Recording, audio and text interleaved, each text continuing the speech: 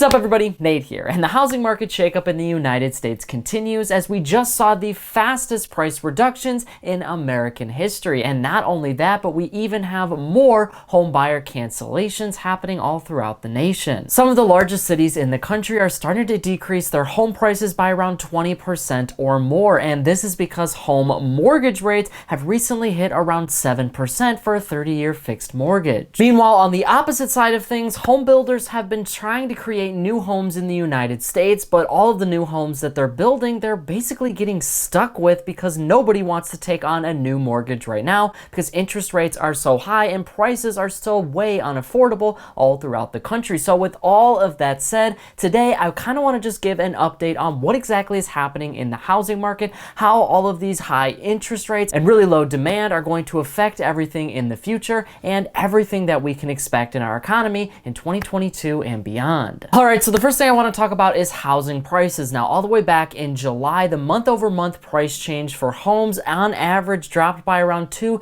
to 3% all throughout the country. This is the fastest drop that we have ever seen on a month-over-month basis in American history. And now 2% might not sound like a whole lot, but we're talking about thousands of dollars here and potentially tens of thousands of dollars for a seller when they go to sell their home. So 2% actually could be a whole lot. And it's important to mention here when we talk about home prices that home prices in the United States are still extremely elevated because of the pandemic and a lot of the money printing and really low interest rates over the last couple of years. Over the last year or so, and even in July, housing prices are still higher than they were a year ago, but they are starting to decrease a whole lot faster than they increased all the way back in 2021. This is because the housing market is really cooling down and demand is near zero. What we're starting to see right now in the housing market is something known as forceful deceleration. So this is the fact that the Federal Reserve and other factors are forcing Americans who wanted to buy a house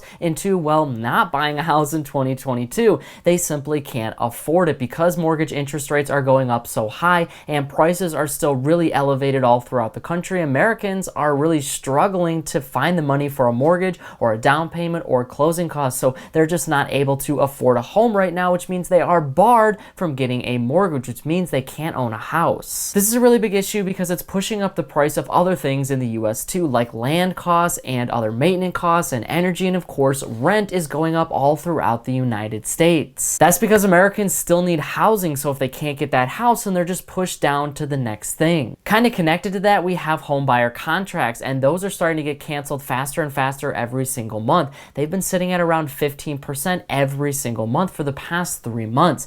This means that buyers, for whatever reason, are starting to enter the housing market. They're looking at a house, they're getting on contract, but they're deciding that this home isn't for them. Now, it might be the price, it might be something going on in their own situation, it could be things like inflation. We don't really know exactly what is going on, but what we do know is that buyers are canceling contracts. Now, this is something that we really need to keep a close eye on because how Americans afford a home is through their income, usually at their 9-to-5 job. And if Americans aren't making enough, or they don't think that they're going to make enough because of the economy and a potential recession, then they're not going to buy a home. Now, the other reason that we could see an uptick in buyer contract cancellations is because Americans feel like they can get a better house somewhere else. They want to get on contract with the house that they like, but maybe they'll find something else along the road because demand is so low. There's not as many buyers as there was 2 years ago. If you wanted to buy a house, you had to get on contract, you had to purchase the home pretty much immediately, or else you were going to get outbid. But in 2022, it's definitely not like that. Buyers can choose a home that they want to buy, and if they want to kind of negotiate on the price or they find something else, then they can just cancel that contract. Now, of course, the home buyer might lose promise money or earnest money. This is the money that if you wanted to purchase a home, you might actually put down a little bit more on top of your down payment because you want to show to the seller that you are extremely serious about buying this home. So you're going to put more money up front. That shows the bank that you are ready to go. And it shows the seller that you are actually willing to purchase this home. If you were to pull out of a deal though, you might lose that money, but Americans really aren't worried about that in 2022 if they're going to get the house of their dreams. That's the FOMO side of it. Americans feel like if they don't buy a house right now, then they're not going to be able to, but I don't really see a lot of FOMO on the buyer side because interest rates are extremely high. Like I said at the beginning of this video, interest rates for a 30-year fixed mortgage on average are around 7% right now, and they're poised to go even higher because the Federal Reserve just raised their benchmark benchmark interest rates by 3/4 of a percentage point. The third time that they've done this, and most aggressive that they've been with inflation since the 1970s and early 1980s. That means that it's a whole lot harder for Americans to borrow money, and it's a whole lot harder for businesses to borrow money too, and that kind of limits the amount of money circulating throughout the economy, exactly what the Federal Reserve wants. Where I really see that FOMO is on the seller side, because now sellers feel like they're getting pinched. If they don't sell their house right now, then there's not going to be any buyers, and especially sellers don't want to lose a whole bunch of value on their home, and they don't want to become underwater on their mortgage because prices are starting to slowly drop all throughout the country. Cities like Detroit and Seattle are starting to see some of the bigger drops in prices all throughout the country. Same with Washington, D.C. and Minneapolis and San Francisco. All of these places are starting to decrease from their record highs. Now, one of the other things that I want to mention when it comes to housing prices is they are extremely elevated right now. Like I mentioned before, because there was really low interest rates and a lot of money pumped into our economy, this meant that everybody went out and bought a home, which buying more things and spending a lot of money that quickly really just causes inflation to go up. And we have definitely seen inflation in the housing market as home values have spiked by 15 to almost 30 and 40% in just 2 short years. That is definitely not normal. So as we're starting to see some prices go down in the really big markets, they're really just coming down to normal levels. They're not exactly going underwater just yet, although some people are becoming underwater on their mortgage because they bought a property or a home that was extremely overvalued. Now it's going back to what it should be, but the thing you need to know about underwater is that you only become underwater when you sell your home. If you just ride things out, if you're a homeowner right now, you don't really have to sell your home. If you can live in your home for the time being, then you definitely should do that, because if you sell, now you're going to have to pay all of that mortgage money back. Or you could just wait and kind of ride it out and let the housing market go back up in a few years if it actually does that. But you're probably looking at me and shaking your head right now because you're thinking the home prices in your area are still going way up. You're not seeing price reductions, you're seeing price spikes. And that is definitely true. In some areas of the country, prices are still going up for homes. The demand is going to be very different. Some demand is going to be higher and some demand is definitely going to go down. We can kind of link that to the amount of home buyers that are canceling contracts. If they're starting to see prices coming down, then that could lead to more cancellations because they feel like they can actually get a house that they really wanted because the price of that house is now coming down. The fewer home cancellations you have, the more normal your market is, or the less buyers you actually have. Meaning you're not going to see a whole lot of home cancellations, but you are probably going to see prices go down in a lot of those markets. One other thing I want to mention about the housing market is we are in a really interesting spot right now because over the last couple of years, a lot of investors and big hedge funds and investing companies actually went out and bought single family homes and apartment complexes. They wanted to get that passive income, and because interest rates are at 0%, they were getting all of this money from the government, it was really a no-brainer. Now they could purchase these homes, they could either flip them or they could rent them out indefinitely and get all of this income all the time, and they could sell at any point and get all of their money back if they needed to. However, things are a little different in 2022. A lot of the investor money that existed in 2021 has disappeared, and a lot of your businesses and a lot of the capital that was on the stock market has also started to disappear. With the Federal Reserve raising interest rates and continuing to do so and getting more aggressive, that means investors have a whole lot less money. They can't take on debt because interest is way too high.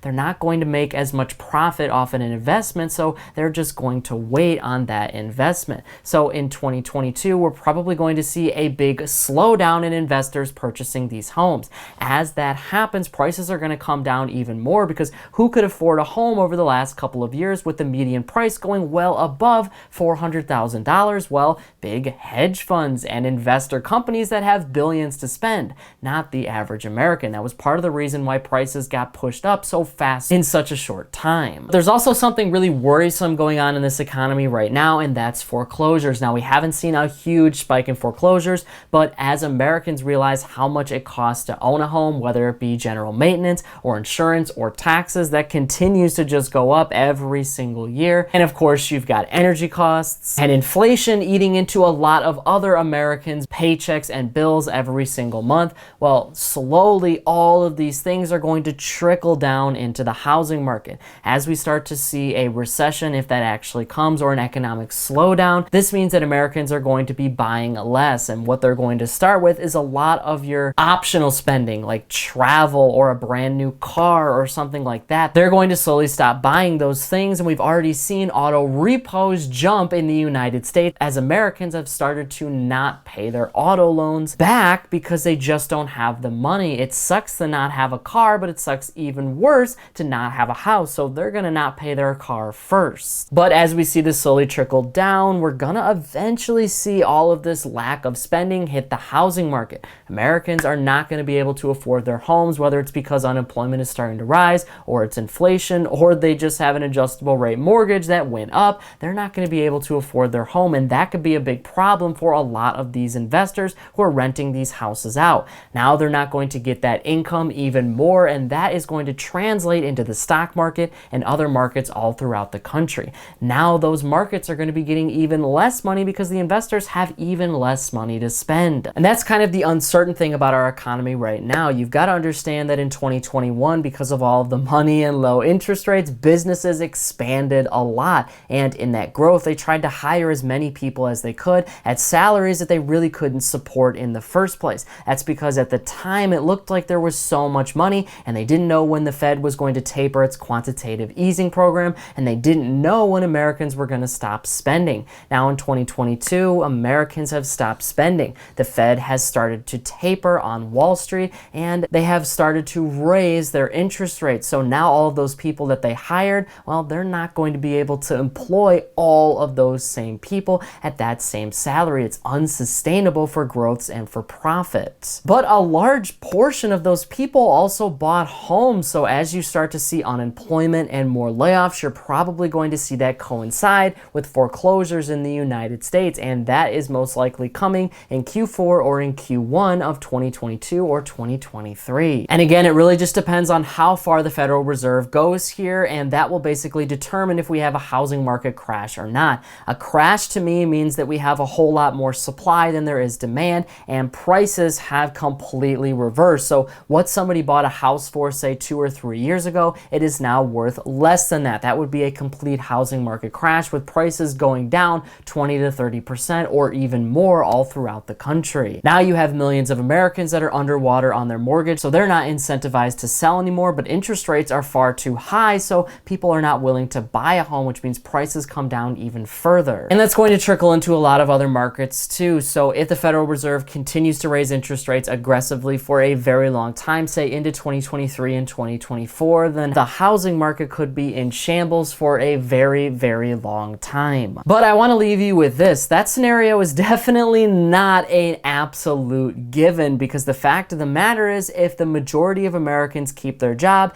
and slowly keep up their paychecks with inflation, then more than likely they're also going to pay their mortgage. That is the one thing that Americans will pay at the end of the day. The situation that we're seeing today versus the last housing market crash of 2007 is very different. Now mortgage companies want to look at every single aspect of your income before you buy a house. So all of these people that have purchased homes over the last couple of years, the vast majority of them can absolutely afford their home. They have the income for it, they have a stable job, they check all of the boxes, they have a good amount in savings, and they're not that far in debt. They got a house that actually matches them. In 2007, it wasn't like that. You could basically walk into any mortgage branch, get several mortgages for several homes, and nobody really cared. But nothing was really sustainable. And in 2022, we don't have as many adjustable rate mortgages and not as many subprime mortgages, so that situation is definitely not going to happen again. But just because banks absolutely checked them over the last couple of years, inflation has started to go up.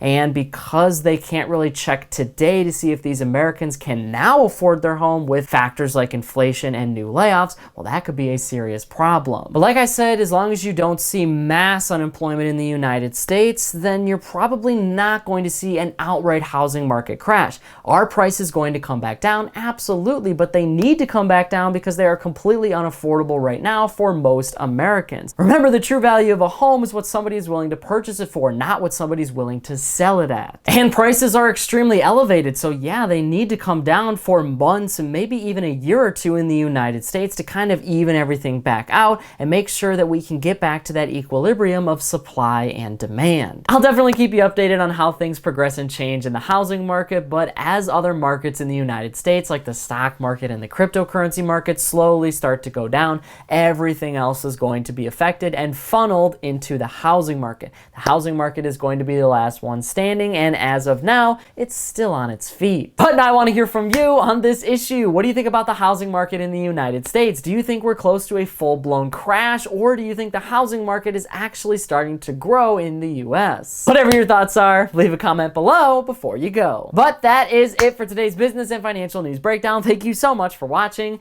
If you want to stay up to date with all the top business and financial news from around the country, our team puts together a free daily newsletter, and you can subscribe to it by clicking the link in this corner right here. And if you want to stay up to date with me and everything else happening in the business and financial world, I'm putting out updates 7 days a week over here on this channel, and I've actually got another one ready for you right here, so be sure to check that out before you go. That is it for me, everybody. Be kind out there, and I'll see you all in the next one.